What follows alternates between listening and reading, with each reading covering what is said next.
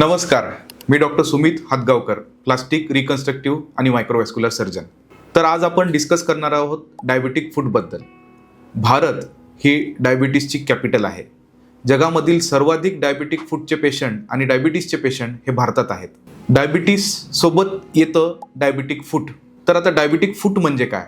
तर डायबिटिक फूट म्हणजे डायबिटीसच्या पेशंटला पायाला होणाऱ्या न भरणाऱ्या जखमा आहेत. याची सुरुवात अगदी किरकोळ म्हणजे पायाला छोटंसं फोड येणं किंवा पायावरती छोटासा ब्लिस्टर येणं, त्यातून पस गळतो आणि ती जखम वाढते.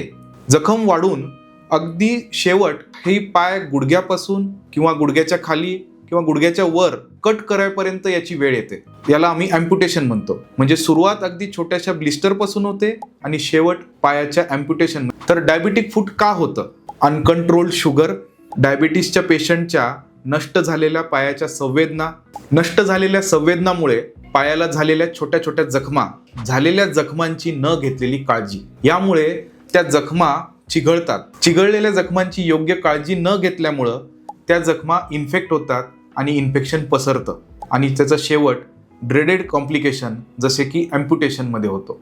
वेलनेस प्लास्टिक सर्जरी सेंटर येथे आम्ही कॉम्प्रेहेन्सिव्ह डायबिटिक फूट केअर म्हणजे शुगर कंट्रोल, जखमांची काळजी, योग्य डिब्राइडमेंट आणि फूट प्रिझर्वेशन सर्जरी म्हणजे कमीत कमी पाय कट करणं, जेवढा जमेल तेवढा पाय वाचवणं आणि पेशंटला त्याच्या पायावर चालवणं, या गोष्टींचा समावेश करतो. यामुळे आमचे पेशंट डायबिटिक फूट पेशंटसाठी वेलनेस प्लास्टिक सर्जरी सेंटर हे एक महत्त्वाचं सेंटर म्हणून समोर येत आहे. लातूर आणि परिसरातील बहुतांश पेशंट आमच्या ट्रीटमेंटचा फायदा घेत आहेत.